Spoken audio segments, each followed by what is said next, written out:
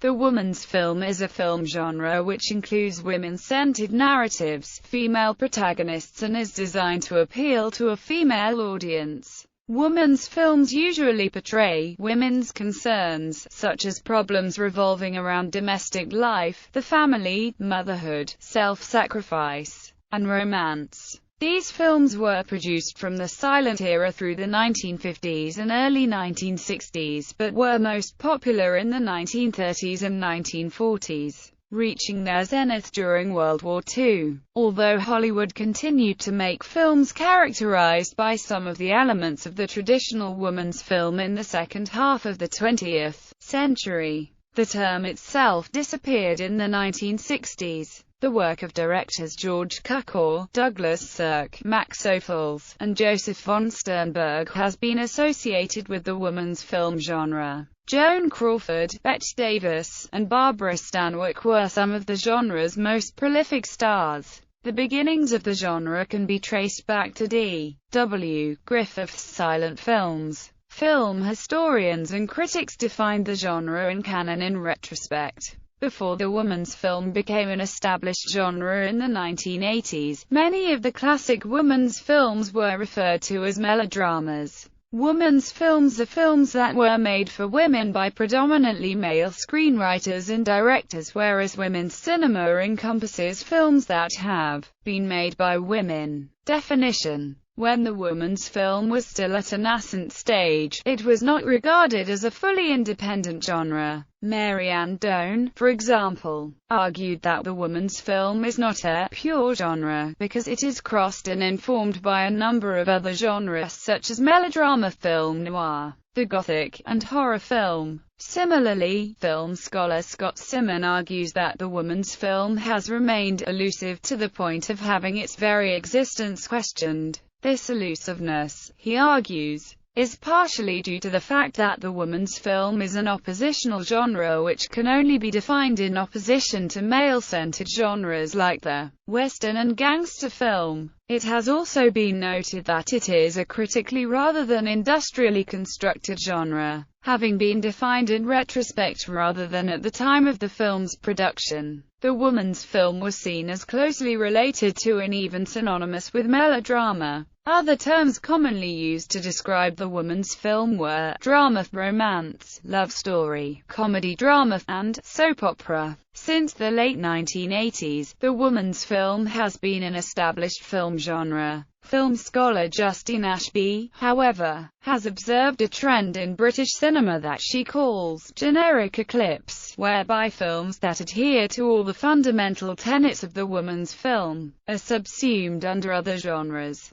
Millions Like Us and 2000 Women, for example, have been described and promoted as war films rather than women's films. The woman's film differs from other film genres in that it is primarily addressed to women. Cinema historian Janine Basinger argues that the first of three purposes of the woman's film is to place a woman at the center of the story universe. In most other and particularly men-oriented film genres, the opposite is the case, as women and their concerns have been assigned minor roles. Molly Haskell explains that, if a woman hogs this universe unrelentingly, it is perhaps her compensation for all the male-dominated universes from which she has been excluded. The gangster film, the western, the war film, the policier, the rodeo film, the adventure film. The second purpose of the woman's film, according to Basinger, is to reaffirm in the end the concept that a woman's true job is that of being a woman. A romantic ideal of love is presented as the only career that will guarantee happiness and that women should aspire to. The third purpose of the genre, as suggested by Basinger, is to provide a temporary visual liberation of some sort, however small, an escape into a purely romantic love, into sexual awareness, into luxury, or into the rejection of the female role. Basinger argues that the major, if not only, action of the woman's film and its biggest source of drama and tragedy is the necessity to make a choice.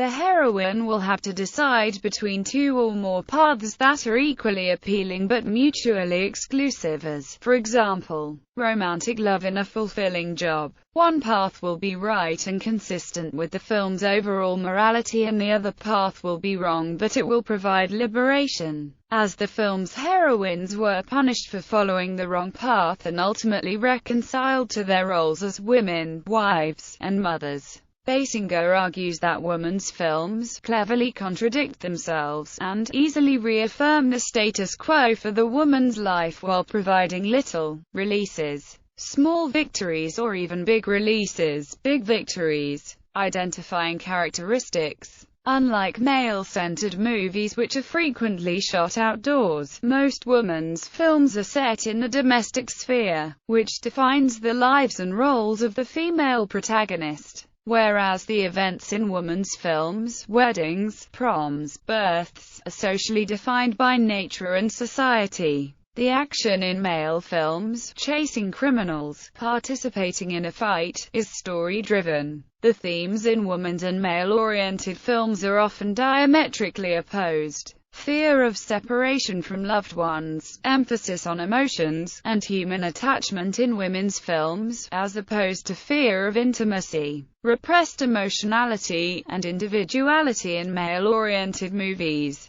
The plot conventions of women's films revolve around several basic themes: love triangles, unwed motherhood, illicit affairs, the rise to power, and mother-daughter relationships. The narrative pattern depends on the activity engaged in by the heroine and commonly includes sacrifice, affliction, choice, and competition. The maternal melodrama, the career woman comedy, and the paranoid woman's film, a subgenre based on suspicion and distrust, are the most frequent subgenres. Female madness, depression, hysteria, and amnesia were frequent plot elements in Hollywood's women's films of the 1940s. This trend took place when Hollywood tried to incorporate aspects of psychoanalysis in the medical discourse in films like Now, Voyager, Possessed, and Johnny Belinda. Mental health is visually represented by beauty and mental illness by an unkempt appearance. Health was restored if the female protagonist improved her appearance. Friendship among women was fairly common, although the treatment was superficial and focused more on women's dedication to men and female-male relationships than on their friendships with each other. The women's films that were produced in the 1930s during the Great Depression have a strong thematic focus on class issues and questions of economic survival, whereas the 1940s women's film places its protagonists in a middle or upper-middle-class world and is more concerned with the characters' emotional, sexual, and psychological experiences.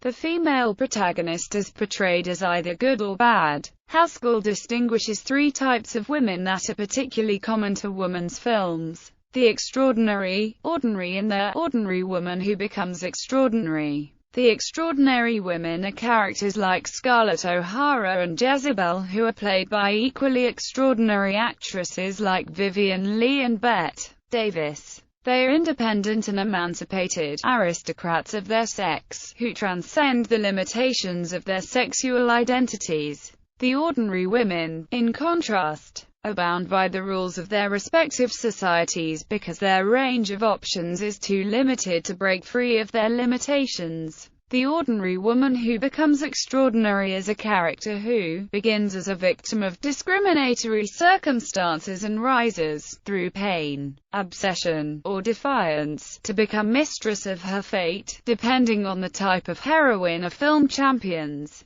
A film can be either socially conservative or progressive. Certain archetypal characters appear in many women's films: unreliable husbands, the other man, a female competitor, the reliable friend, usually an older woman, and the sexless male, frequently depicted as an older man who offers the protagonist security and luxury but makes no sexual demands on her. A common motif in Hollywood's women's films is that of the doppelganger sisters. One Good and One Bad, who vie for one man as Bette Davis in her double role in A Stolen Life and Olivia de Havilland in The Dark Mirror. The good woman is portrayed as passive, sweet, emotional, and asexual, whereas the bad woman is assertive, intelligent, and erotic. The conflict between them is resolved with the defeat of the bad woman. A central element of the 1980s British women's film is the motif of escape. Women's films allow their respective female protagonists to escape their everyday lives and their socially and sexually prescribed roles. The escape can take the form of a journey to another place, such as the USSR in Letter to Brezhnev and Greece in Shirley Valentine, or education as in Educating Rita, and sexual initiation as in Wish You Were Here. History. The beginnings of the genre can be traced back to D.W. Griffith, whose 1 and 2 reelers A Flash of Light and Her Awakening feature the trademark narratives of repression and resistance that would later define a majority of women's films. Other predecessors of the genre include women-centered serial films such as The Exploits of Elaine and Ruth of the Rockies.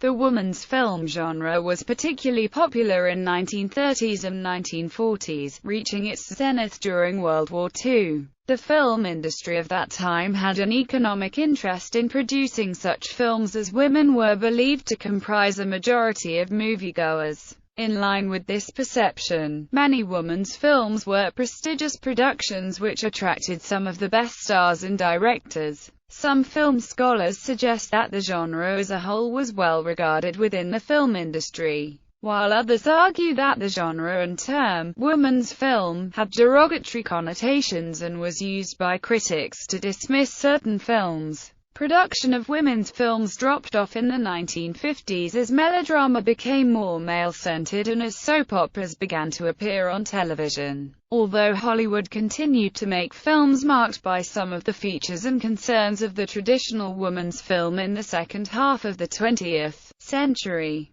the term itself disappeared in the 1960s. The genre was revived in the early 1970s. Attempts to create modern versions of the classic woman's film, updated to take account of new social norms, include Martin Scorsese's Alice Doesn't Live Here Anymore, An Unmarried Woman by Paul Mazursky, Gary Marshall's Beaches, and Fried Green Tomatoes by John Avnet. Similarly, the 2002 films The Hours and Far From Heaven took their cues from the classic woman's film. Elements of the woman's film have re-emerged in the modern horror film genre. Films such as Brian De Palma's Carrie and Ridley Scott's Alien subvert traditional representations of femininity and refuse to follow the traditional marriage plot. The female protagonists in these movies are driven by something other than romantic love. Within British cinemas, David Leland returned to the formula of the 1980s woman's film in The Land Girls. The film tells the story of 3 young women during World War II and offers its heroines the opportunity to escape their old lives. Bend It Like Beckham emphasizes the key generic theme of female friendship and casts the heroine in a conflict between the restrictions of her traditional Sikh upbringing and her aspirations to become a football player. Lynn Ramsey's Morvan Caller is based on the woman's film tradition. A young woman escapes to Spain and pretends to be the author of her boyfriend's novel. While Morvan's journeys and transformations allow for liberation, she ends up where she started. Response. Janine Basinger notes that women's films were often criticized for reinforcing conventional values, above all, the notion that women could only find happiness in love, marriage and motherhood. However, she argues that they were subtly subversive. They implied that a woman could not combine a career and a happy family life, but they also offered women a glimpse of a world outside the home, where they did not sacrifice their independence for marriage, housekeeping, and child-rearing. The pictures depicted women with successful careers as journalists, pilots, car company presidents, and restaurateurs. Similarly, Simon notes that the genre offered a mixture of repression and liberation, in which repressive narratives are regularly challenged, partly by mise-en-scene and acting but also by conflicts within the narratives themselves. He further states that such resistances were present in some of the earliest women's films and became the rule with Douglas Sirk's post-war American women's films. Others have argued, however, that the narratives of these films offer only the repressive perspective and that viewers must read the texts against the grain to be able to find a liberating message. Critics such as Haskell have criticized the term woman's film itself. She writes, "What more damning comment on the relations between men and women in America than the very notion of something called the woman's film? A film that focuses on male relationships is not pejoratively dubbed a man's film, but a psychological drama. Some women's film have been met with critical acclaim. Women's films that were selected for preservation in the United States National Film Registry as being culturally, historically, or aesthetically significant include It Happened One Night, Imitation of Life, Jezebel, Gone with the Wind, The Women, The Lady Eve, Now, Voyager, Mildred Pierce, Letter from an Unknown Woman, Adam's Rib, All About Eve, and All That Heaven Allows.